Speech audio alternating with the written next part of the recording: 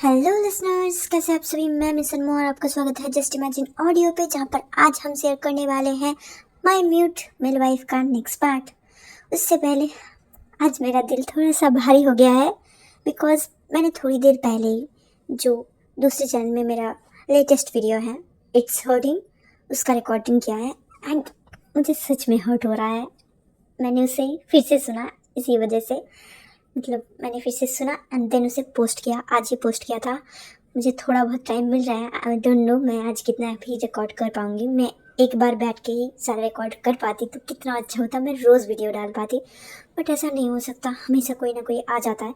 But अभी के लिए थोड़ी देर के लिए मैं फ्री हूँ, इसी वजह से मैं वीडियो रिकॉर्ड कर पा रही हूँ। एंड यस, आज मेरा एग्ज़ाम ख़त्म हो गया है एंड वो वाला वीडियो मैं एग्ज़ाम चलते चलते ही रिकॉर्ड कर रही थी और आज मैंने वो कंप्लीट कर दिया और इधर आ गई मैं। और इसको मैंने बहुत दिनों तक रिकॉर्ड नहीं किया है, वो सारे वीडियोस मैं थोड़े गैप में डाल रही थी ताकि कंटिन्यू हो सके चैनल, इसी वजह से। और मैंने बहुत मुश्किल से वो बनाए थे, मुझे ही पता है कि मैंने कितनी जल्दी से वो बनाए थे एंड इसी वजह से वो इतने अच्छे से नहीं बने हैं। I don't know it's hurting आपको कैसा लगा होगा। अगर आपने देखा है तो मैं उसका लिंक मैं डिस्क्रिप्शन में दे दूँगी। आप अगर देखना चाहते हो, उस चैनल को विज़िट करना चाहते हो, लिंक ऑलरेडी है, मतलब इस चैनल में अटैच्ड है। मैं फिर भी डिस्क्रिप्शन में दे दूँगी उस वीडियो का लिंक, आप देख सकते हैं जाके।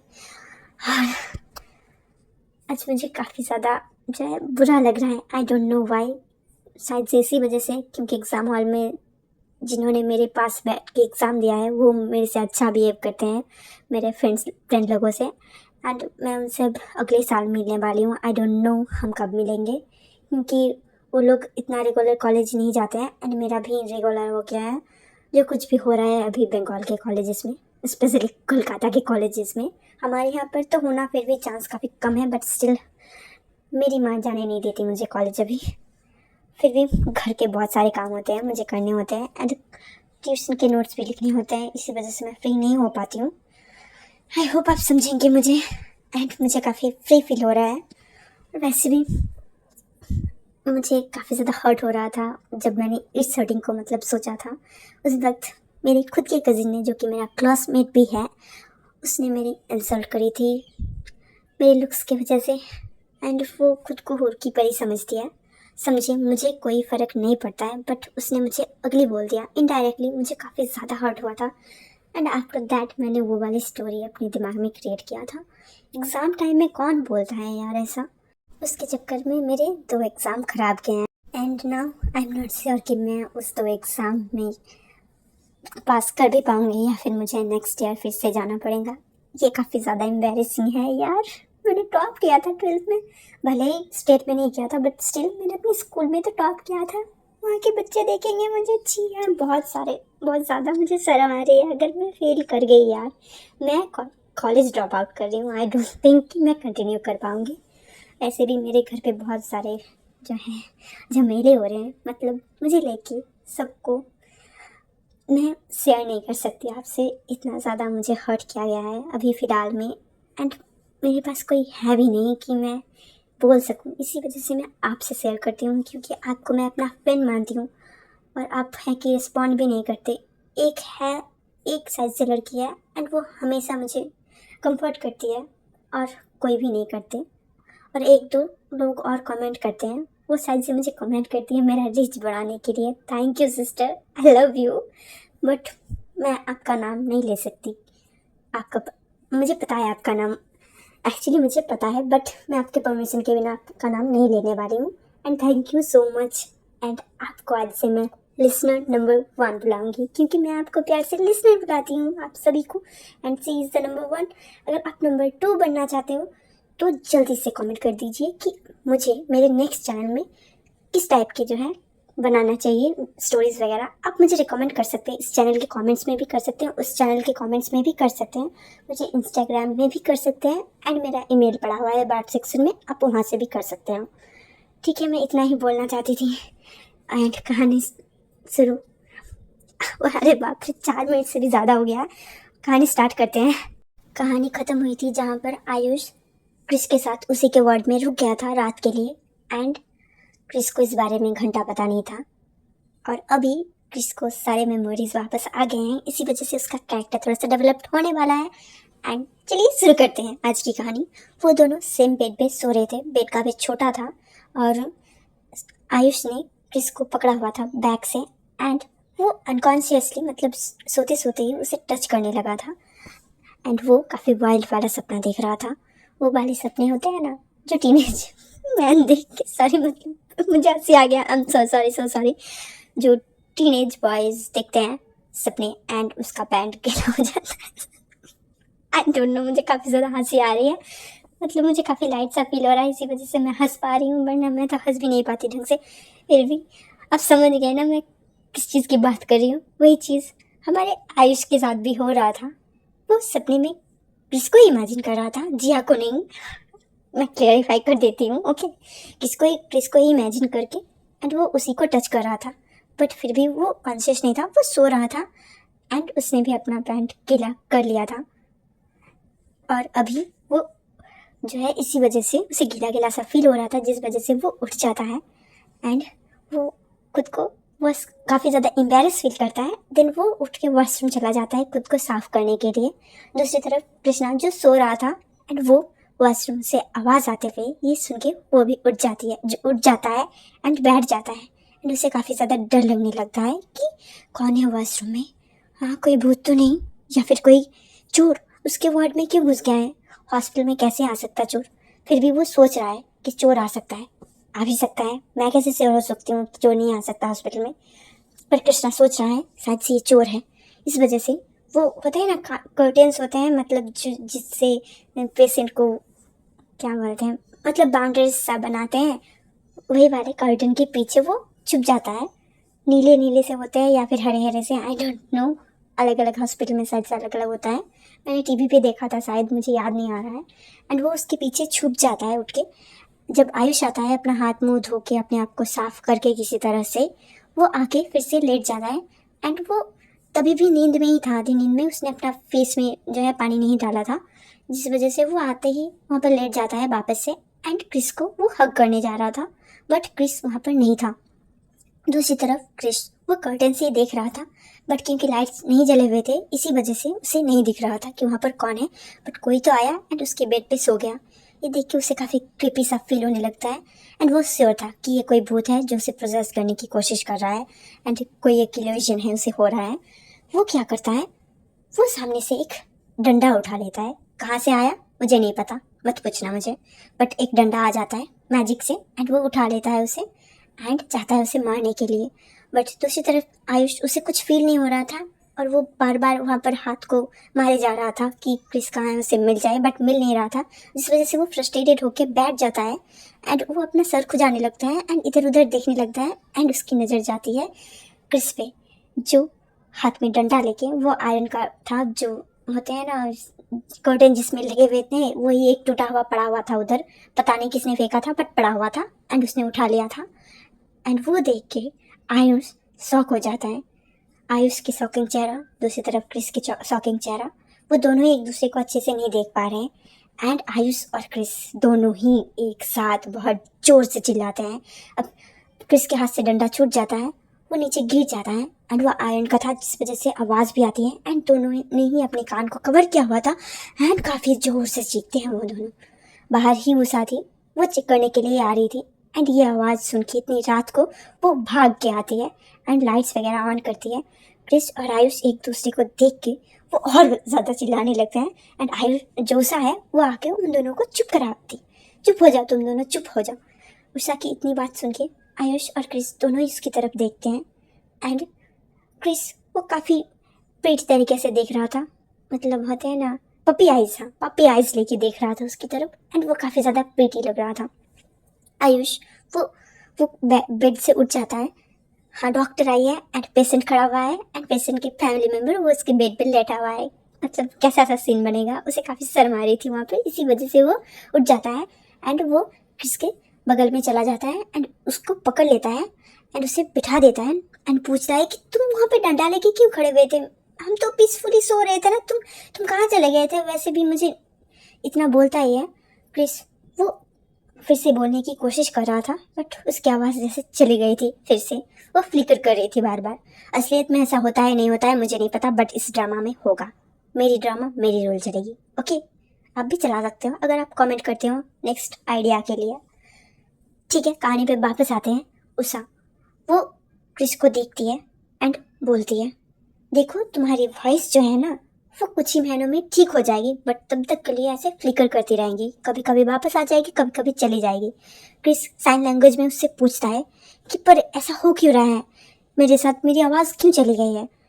उषा वो बोलती है, तुम्हें पास्ट में कुछ ट्रॉमास हो गए थे जिस वजह से तुम्हारी आवाज़ चली गई थी। आयुष वो भी सेम सवाल पूछता है, इसकी आवाज़ क्यों चली गई है। उषा सेम आंसर देती है, बट काफ़ी इरिटेट हो गई थी वो एंड बोलती है कि मैंने वही तो बोला कि उसको पास्ट में कुछ ट्रॉमा था जिस वजह से उसकी आवाज़ चली गई है। आयुष वो अपना सर खुजा रहा था, बट उसे कुछ भी समझ में नहीं आ रहा था। पहली बात वो नींद में था एंड वो खड़ा हुआ था एंड उसका जो है ना सर घूम रहा था नींद के मारे।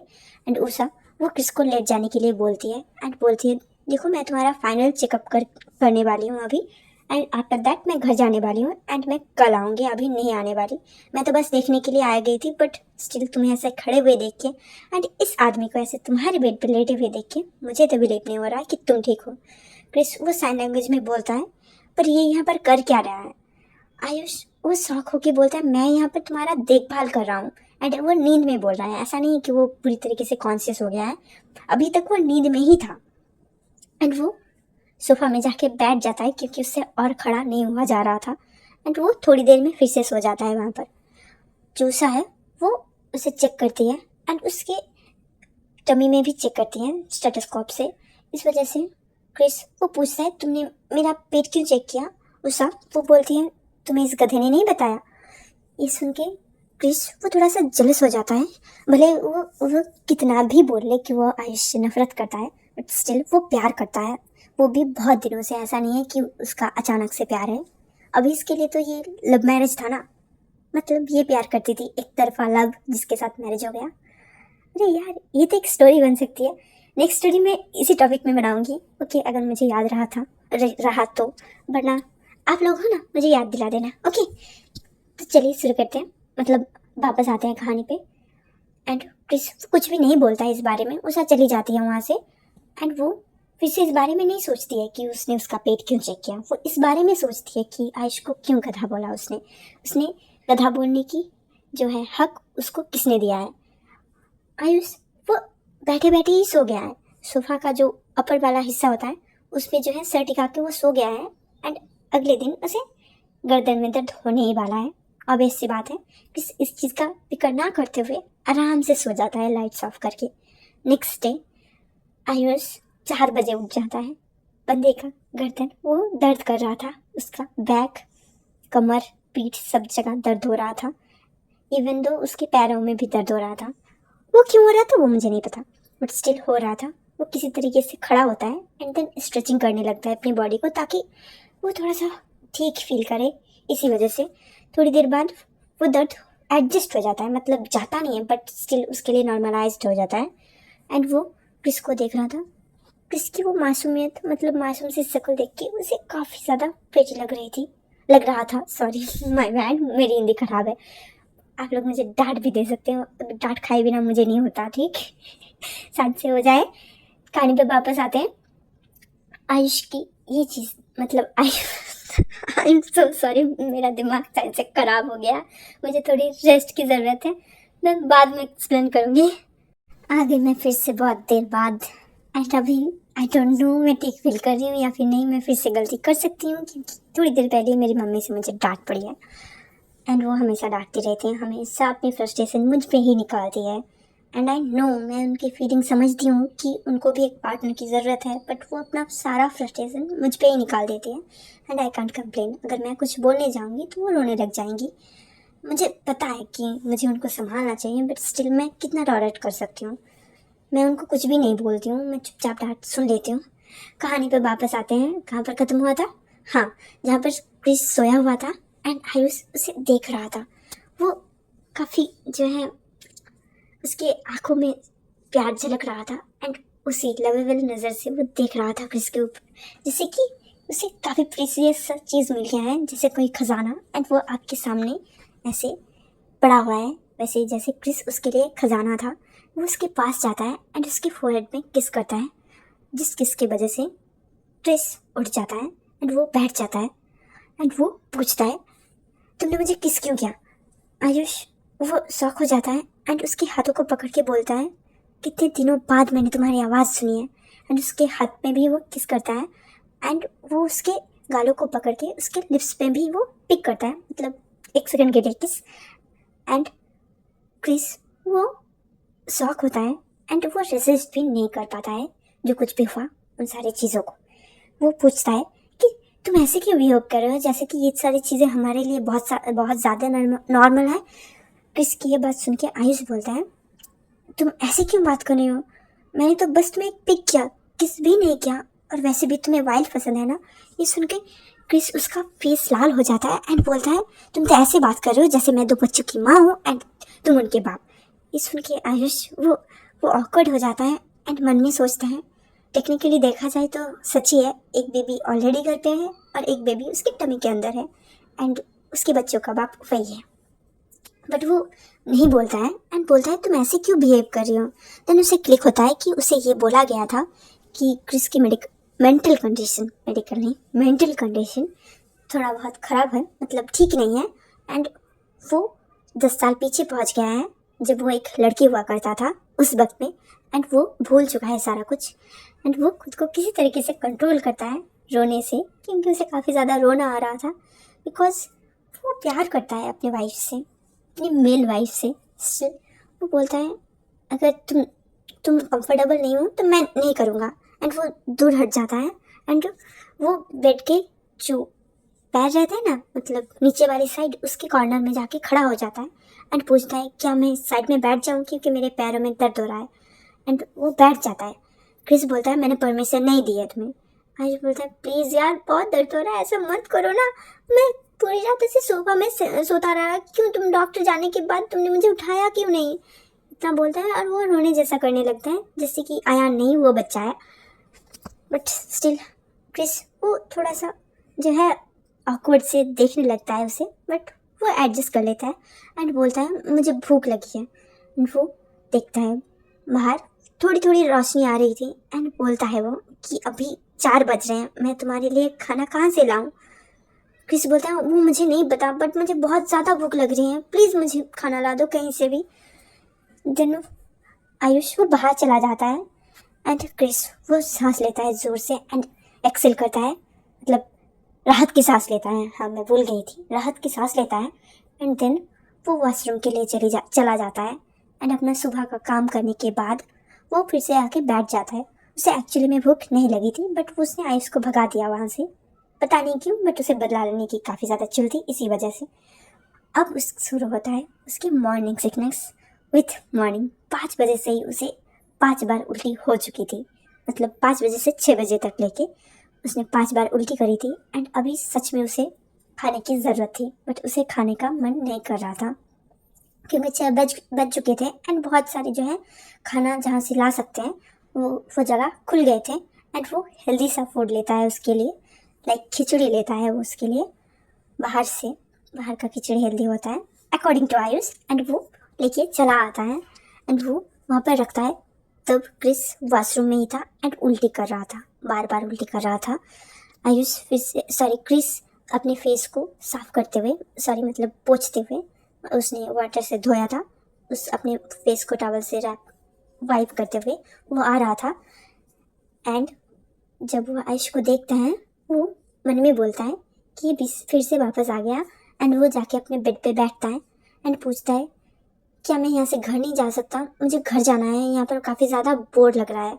ये सुन के आयुष बोलता है हाँ ठीक है मैं बात करता हूँ डॉक्टर से, वैसे भी कोई तुम्हें सीरियस इशू नहीं है, बस तुम बेहोश हो गए थे इसी वजह से हम डॉक्टर के पास लाए थे।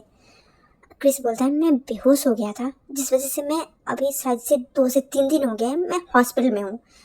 आयुष ये बात सुन के बोलता है हाँ इसी वजह से तुम हॉस्पिटल में हो एंड आई डोंट नो तुम्हें क्या हो गया था। एंड डॉक्टर्स ने बोला तुम्हें अभी घर नहीं ले जा सकते, मैं आज फिर से बात करूँगा डॉक्टर उषा से, आफ्टर दैट हम लोग घर चले जाएंगे। ओके, मुझे भी यहाँ पर बिल्कुल भी अच्छा नहीं लग रहा है, और वैसे भी अयान तुम्हें मिस कर रहा था। ये सुन के क्रिस बोलता है, ये अयान कौन है? आयुष बोलता है, अयान कौन है? एंड वो एक ऑकवर्ड से स्माइल करते हुए फिर से दोहराता है ये चीज़, अयान कौन है, अयान कौन है। बट वो बोल नहीं पा रहा था। तभी एक नर्स आती है एंड बोलती है, अब डिस्चार्ज चाहते थे ना, तो डॉक्टर्स ने आपको डिस्चार्ज दे दिया है, आप जा सकते हैं।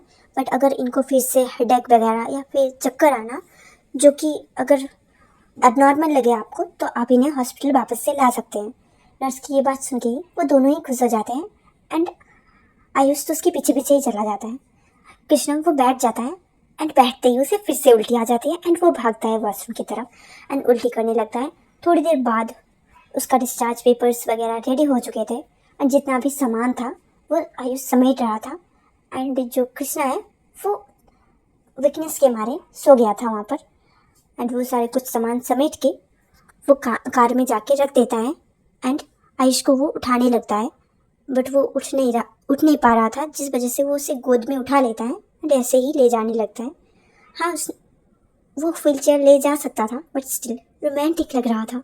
हमारा हैंडसम सा चार्मिंग सा हीरो, हमारा द हस्बैंड मिस्टर आयुष, वो अपनी मेल वाइफ को गोद में उठा के 3 माले ऊपर से नीचे सीढ़ियों से उतर के कार तक सही सलामत ले जाते हैं। इतना इलॉजिकल मैं नहीं बनने वाली, बट स्टिल वो ले जाता है एंड कार में बिठाता है एंड बिठाने के बाद उसके पैर कांपने लगते हैं, लिटरली कांप रहे थे।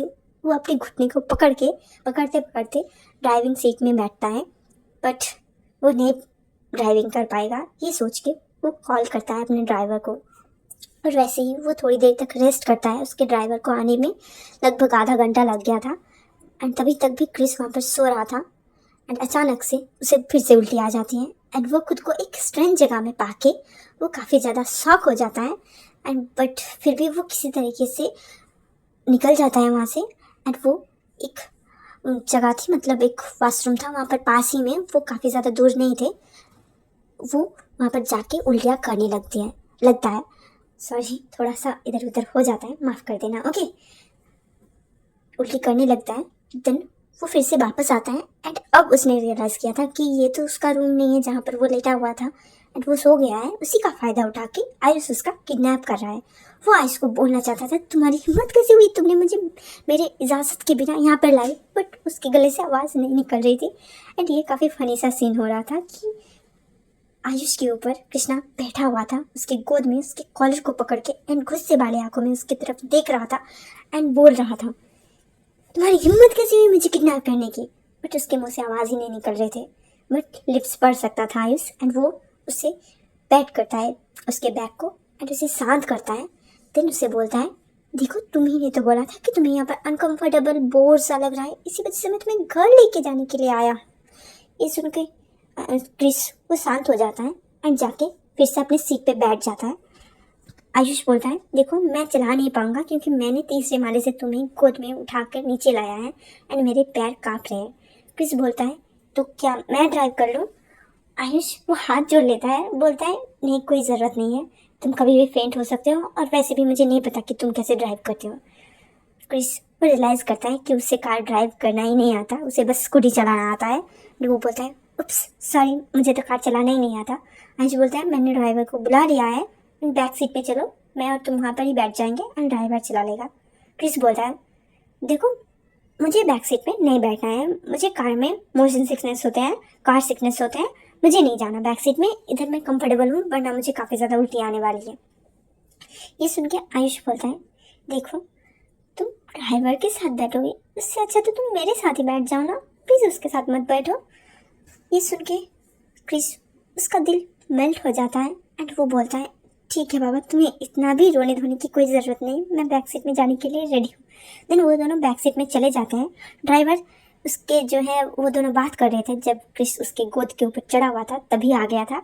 एंड देन वो लोग बैक सीट में जाते हैं, ड्राइवर कार के अंदर, एंड वो लोग घर के लिए निकल जाते हैं। एंड आज की कहानी मैं यहीं पर ख़त्म करती हूँ। आई नो आपको शायद से मेरी स्टोरी सुन के दुखी हुई होगी या फिर इनकी स्टोरी सुन के खुशी हुई होगी। आप प्लीज़ एक कमेंट कर दीजिए, एक कमेंट की भूखी हूँ मैं। प्लीज़ एक कमेंट मेरे दिल को अच्छा फील करवाती हैं। अगर आप में से कोई कमेंट करता है ना कि इसका नेक्स्ट पार्ट ला दो, तो मुझे बहुत अच्छा लगता है, पर मैं ला नहीं पाती हूँ। मुझे अभी अभी जो है 4 दिन लग गए हैं इसको बनाने में। आई डोंट नो कि मैं अभी इसे पोस्ट कब कर पाऊँगी, बिकॉज अभी पोस्ट करने में भी बहुत माथापच्ची लगती है। इवन नेटवर्क नहीं चलता हमारा इधर। शायद से मैं आज पोस्ट करूँ और कल जाके आई डोंट नो क्या होगा। स्टिल मैं ट्राई करूँगी जल्द से जल्द पोस्ट करने के लिए। एंड आई होप आपको कहानी पसंद आई होगी। अगर पसंद आई है तो प्लीज़ लाइक करना, please please please, and channel को प्लीज़ सब्सक्राइब करना, क्योंकि एक सब्सक्राइब करने से आपका कुछ नहीं जाएगा और एक लाइक करने से भी कुछ नहीं जाएगा, और आप एक कमेंट तो ज़रूर ही कर देंगे मेरे फेस को देखते हुए। आई नो मेरा फेस आप नहीं देख सकते, बट स्टिल मेरी आवाज़ को सुनते हुए एक कमेंट कर दीजिए। मैं इतने सारे बक करती हूँ।